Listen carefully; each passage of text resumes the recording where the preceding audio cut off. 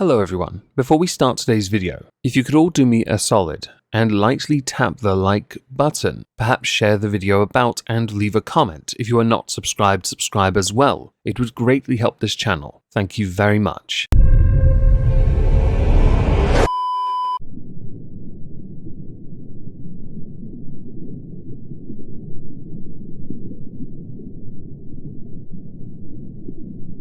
Well, isn't this just fantastic? Captain's Log, Subdates 220812.7. As the dainty bombardment is due to continue over the weekend, coupled with it being a tad warm, I've decided to leave the Arcadia and go somewhere cooler, like an active volcano. Hello everyone, welcome back to another video. I know today is usually This Week at Twitter, but I do believe, based on recent views, that perhaps covering the recent goings-on with Ezra Miller would do better for this channel. And as more has come out, happened, is going on, and may well happen, it's worth addressing all of it. If you'd like to catch yourself up on this, there's a video on the Omegon 2 Electric Boogaloo channel. I think there's actually two, and there's one here from Tuesday, all of which linked in the pinned comments down below. So according to the Rolling Stone, the Ezra Miller saga now involves Vermont's Child Services Department, because the Vermont officials are concerned that Ezra Miller is shielding the whereabouts of a mother and her 3 children at the actor's farm, with the Vermont Child Services Department saying safety cannot be reasonably assured. The reason for all this is because over the weekend, the Vermont State Police had repeatedly attempted to serve the mother an emergency care order that demanded the children's removal from her care and the home over fear of their safety. But Ezra Miller claimed the family hasn't lived there in months, which the Vermont State Attorney's Office said seemed like an attempt to evade service of the order. It was during one of those same visits that Ezra Miller was then served a citation for a burglary charge, which we spoke about on Tuesday. On Tuesday night, several police cars arrived at Ezra Miller's farm. A local source then confirmed that officers were at the house for nearly an hour, but it was not clear if officials were at Ezra's property over the emergency care order or another matter entirely. It's also unclear if anyone was removed from the property. And because of confidentiality concerning children and families, the Vermont Department for Children and Families are declining to comment on that. Now, for the context of what led up to that, sources had raised alarm bells over children's safety, claiming there were unattended firearms lying around the home, and one person had alleged they saw a 1-year-old child put a stray bullet in their mouth. It was around that time the mother in question had said that Ezra helped her escape from an abusive partner, and the ranch had been a healing haven for them. And based on a DCF caseworker's affidavit,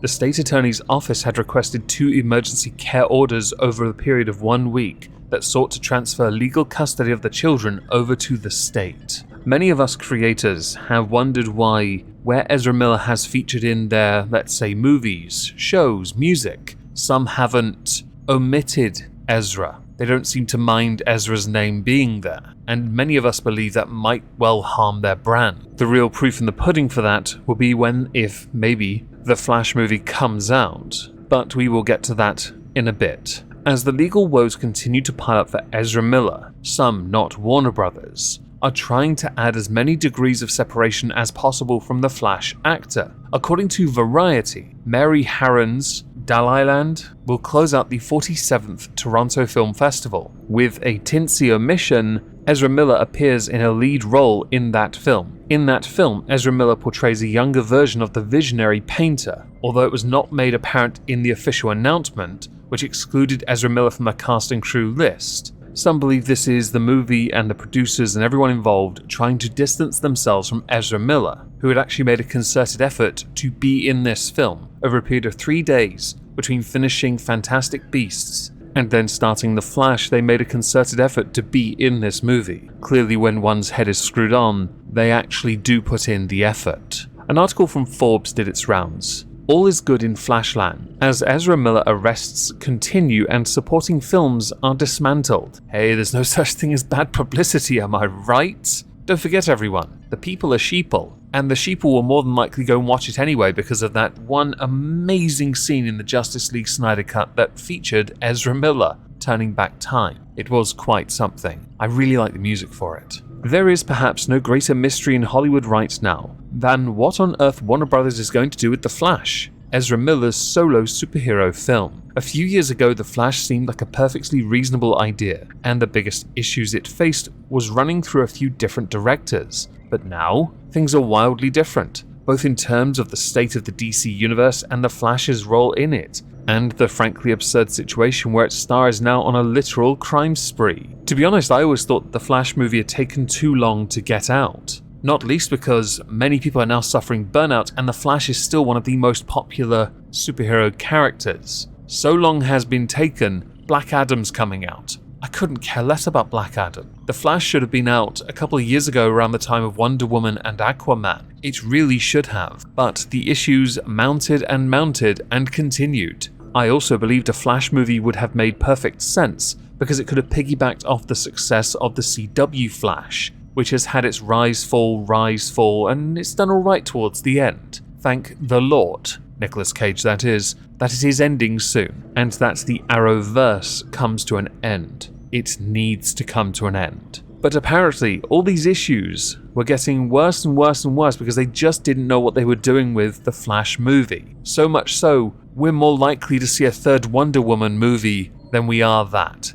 I'd like to see what does better in the cinema, Aquaman and the Lost Kingdom, or The Flash. Bear in mind one has Amber Heard, the other has Ezra Miller. It'd be quite fascinating to see what the sheeple are willing to eat up, especially when many have said they're boycotting them anyway. The current producer for the Flash movie, Barbara Muschietti, my apologies for butchering your name, has said that all is good in Flashland, which has become a meme ever since, akin to sticking your fingers in your ears and going la la la la la, nothing to see here, as there is a burning fire behind you. Now, as we know on this channel, I'm not one to poke fun at people's appearance, but I did see an article by the Daily Mail who focused on that aspect. Exclusive. Scandal-plagued Ezra Miller smiles and lounges on mother's Vermont porch in first photos of the star, since it was revealed the actor reshot scenes for The Flash, and a day after third arrest. Ezra, 29, now sporting a full mustache and longer hair, was wearing a white t-shirt and necklace.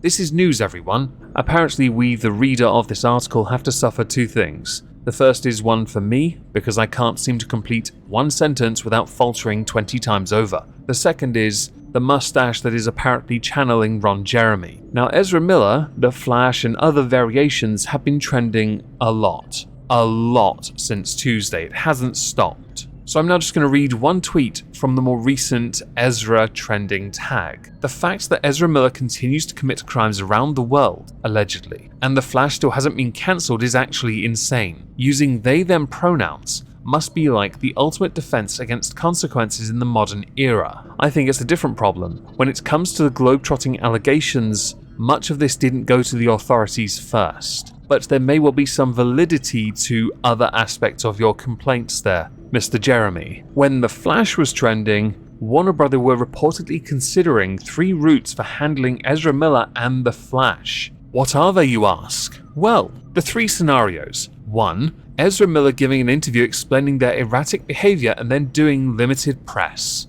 2. Ezra Miller plays no part in the film's promotion. 3. They completely scrap the film. As far as 1 goes, it wouldn't work and you know it. As far as 2 goes, it wouldn't work and you know it. And as far as 3 goes, how much money are you willing to lose before you consider this as a viable option? And you left out the 4th option. Have Ezra Miller do a YouTuber apology, like Will Smith did. It'll be an absolute banger. The idea of replacing Ezra Miller entirely to do the film isn't viable because of how much it cost to make. They know this. They've cancelled 1 movie already because of issues. I don't know what the issues are and I couldn't care enough to look them up. It's just a bit weird to start production, get into it, and then cancel it before it even comes out. With The Flash, it's almost like you put too much money in, or you also know The Flash is incredibly popular and you've kind of got nowhere to go here. There is a 5th option, by the way. You have the movie play out as it is, and then during that flash point you're intending to use, some point in that film, have Ezra Miller go through time again and just magically regenerate like Doctor Who. Anyone want Ricky Berwick for The Flash? Or Susu? Vanity Fair put out a tweet in this particular tag. though scrapping the Flash seems to be on the table, there has been no indication that the blockbuster's release is in serious jeopardy. Star Ezra Miller, who was recently charged with felony burglary, reportedly participated in reshoots this summer. Bear in mind here, if the movie costs over $200 million, you're spending as much as that promoting it. In an article that they also put out, Warner Brothers is mulling its options regarding its big-budget tentpole film The Flash. Even beyond arrest though, Miller has been involved in a slew of controversies and allegations. The article then goes on to list all of them. There's quite a few. Despite all of this though, Ezra Miller reportedly filmed reshoots for DC's The Flash this summer. Ezra Miller participated in regularly scheduled additional photography without incident prior to the burglary charge. I'm kinda curious, were you burglarizing for attention? Or are you that broke at the moment that you really do need to steal alcohol from your neighbors? If Ezra Miller refuses to seek help, another potential avenue for Warner Brothers involves proceeding with the film, but leaving Ezra out of marketing and publicity. Now this is interesting, because they're clearly invested in Ezra Miller as the Flash, but to really help the products, they need Ezra Miller to be seen doing better for themselves, seen making amends perhaps, cooperating with the authorities, apologizing where apologies are required. But Ezra Miller's quite, seen as outwardly quite uncooperative until, handcuffs are out, in which case it's tag me daddy. I'm the Flash, I can vibrate through these, please don't take my ring. I don't mean the one on my finger. There is one last article, by the way, by Yahoo News, and it again restates the three options that Warner Brothers has going forward working with Ezra Miller. They've worked with Ezra quite a lot. They clearly like what Ezra brings to the table, but whether or not any of that now will benefit them in the future, or whether they could in fact use it, spin it, in some way turn a profit without employing the services of the Ferengi, is a mystery. Ezra, as far as I'm concerned, needs to get help, but also needs to cooperate with every single authority that wants Ezra's attention, to answer for things and allegations, many of which would put any ordinary person in prison.